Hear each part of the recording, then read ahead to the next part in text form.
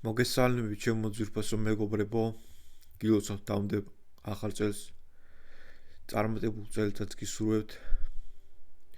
ჩვენ ვაგრძელებთ ვიდეოების გადაღებას სერიით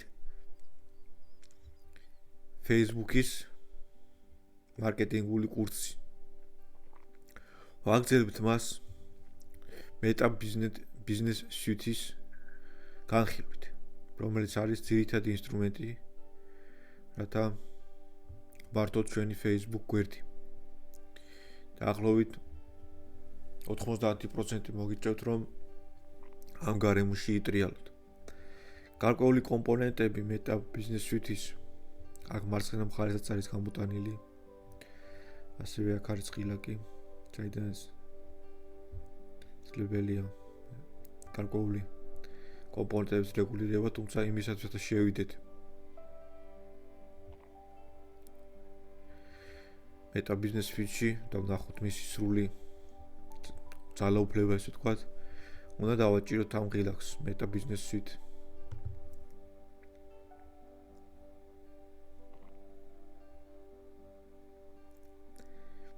აქაც მარცხენა მხარეს გამოჩნდება ძირითადი კომპონენტები, ცდები როგორც არის ნოტიფიკაცია, პლენერი, კონტენტის დაგეგმა, ინსაიტები, შემოსული შეტყობინებები, საეკლამო განცხადებები და ასე შემდგომ. თუმცა ჩვენ ახლა დავაჭიროთ all tools და უფრო ეს ყველა ფუნქცია კატეგორიების მიხედვით იქნება ჩაშლილი. აქედან არის შესაძლებელი პოსტის შექმნა მარტივად, სტორის შექმნა, ლაივში გასვლა და რეკლამის შექმნა. ახლა აქ სრულად არის ჩამოშლილი კატეგორიების მიხედვით ეს მისი ყველა ფუნქცია. გავიაროთ. პირველი არის engage audience, ანუ აუდიტორის მოზიდვა. ეს არის კონტენტის შექმნა. აქ წერია, რომ კონტენტის დაგეგმა, გამოქვეყნება, ჩანიშვნების გაკეთება კონტენტის შესახებ, Facebook ფოტოებთან წვდომა და ასე შემდგომ. შემდგომ არის gaming stream-ი, inbox-ი აქ არის შემოსული შეტყობინებები, როგორც პირადი შეტყობინების სახით, ასევე კომენტარების სახით.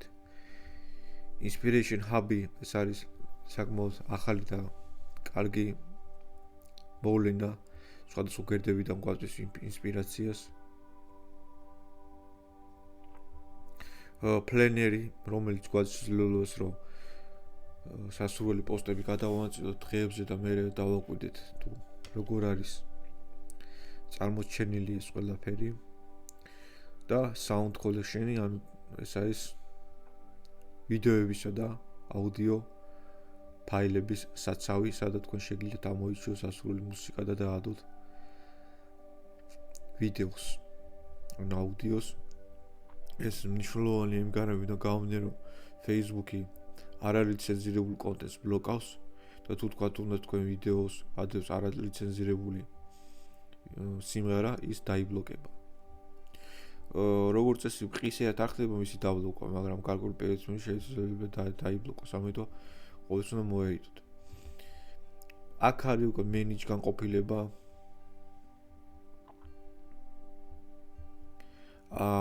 account quality-ს ძალიან მნიშვნელოვანი განყოფილება არის, სადაც ინფორმაციას გაწვდის ანგარიშის შესახებ, მისი სტატუსი როგორი არის, გვერდის სტატუსი როგორი არის, თუ მოხდა დაბლოკვა რომელიმე სარეკლამო ანგარიშის ან კონკრეტული რეკლამის.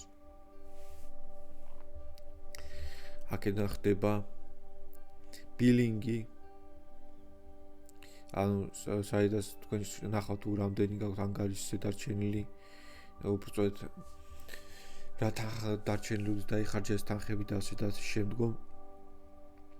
Business app-ი, სხვადასხვა ბიზნეს აპლიკაციებს თუ უნებავთ დაუკავშიროთ თქვენი Facebook გვერდი, შეგიძლიათ ეს გამოიყენოთ. File manager-ი აქ არის, შეგიძლიათ ორგანიზება გაუწიოთ ყველანი ფოტოს და ვიდეოს, რომელიც არის სატვირთული გვერდზე. Page setting-ებში აქედან ხდება მაგალითად ადმინად დაყენება სხვადასხვა პიროვნების, მიერთება Instagram-ის, WhatsApp-ის ანგარიშების. Profile-ი, ანუ აქ წერია კიდეც, რომ თქვენ შეგიძლიათ ნახოთ გვერდი როგორც პიროვნება. ჩვეულებრივ პიროვნება ვნახოთ რა აკლია, რა არ აკლია. შემდგომ ეს მნიშვნელოვანი განყოფილება არის advertising-ის, რეკლამის შექმნა, ads manager-ი, საიდან შესაძლებელია უკვე დააკვირდეთ რეკლამებს, როგორ პოზიციონირებენ ისინი. თუ აპები, თუ თქვათ, გქონებათ რომ თქვენი Facebook გვერდი მიმული იყოს რომელიმე კონკრეტულ მობაილ აპლიკაციასთან და ჩაშენებული იყოს პიქსელი, ამ მსგავსი ინტერაქცია მოხდეს. შესაძლებელია გამოყენებული იქნას ეს გვერდი. აუდიენსები, თქვენ იცით რომ რეკლამის გაშვება ხდება სხვადასხვა აუდიტორიებზე, თქვენ შეგიძლიათ შეარჩიოთ აუდიტორიები, მაგალითად ასაკობრივი ჭრილის მიხედვით, გენდერული ჭრილის მიხედვით, ინტერესების მიხედვით და დაყოთ ეს და შეინახოთ შემდგომ ეს აუდიტორიები.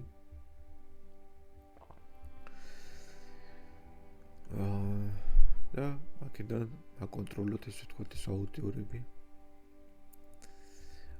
events manager-ი აქედან ეს არის ძირითადად უფრო პიქსელზე ორიენტირებული განყოფილება, შეიძლება თქვენ შექმნათ პიქსელი, აკონტროლოთ მისი დინამიკა და ასე შემო თუ რა არის პიქსელი ამას მომდევნო განყოფილების ჩვენ დეტალურად გავვლით, ამ შემთხვევაში ეს ზოგადად აჩვენებოდებით. Instant forms თუ თქვენ გაქვთ სპეციალური ტიპის რეკლამა, რომელიც ფორმების შევსებაზე არის დამყარებული, თქვენ შეგიძლიათ აქედან შეამოწმოთ შემოსული განცხადებები, ესე ვთქვათ, შეამოწმოთ ფორმები და CRM software-თან თუ არის ჩაშენებული, აქედან შეგიძლიათ აკონტროლოთ ის ლიდები, ესე ვთქვათ. ასევე მნიშვნელოვანი განყოფილება არის ანალიზისა და ინსაიტების განყოფილება, რეპორტების განყოფილება, თქვენ შეგიძლიათ თვალიაზროთ იმას თუ როგორ მიმდინარეობს სარეკლამო ანგარიშის მართვა და რეკლამა როგორ სწორად და კარგად წარიმართება და ინსაიტებში თქვენ შეგიძლიათ ნახოთ უკვე თვითონ გვერდის აქტივობები როგორ და რანაირად ხდება. დღეისათვის სულ ის და კიდევ არის ეს საქართველოს ახალი განყოფილება არის მონეტიზაციის განყოფილება,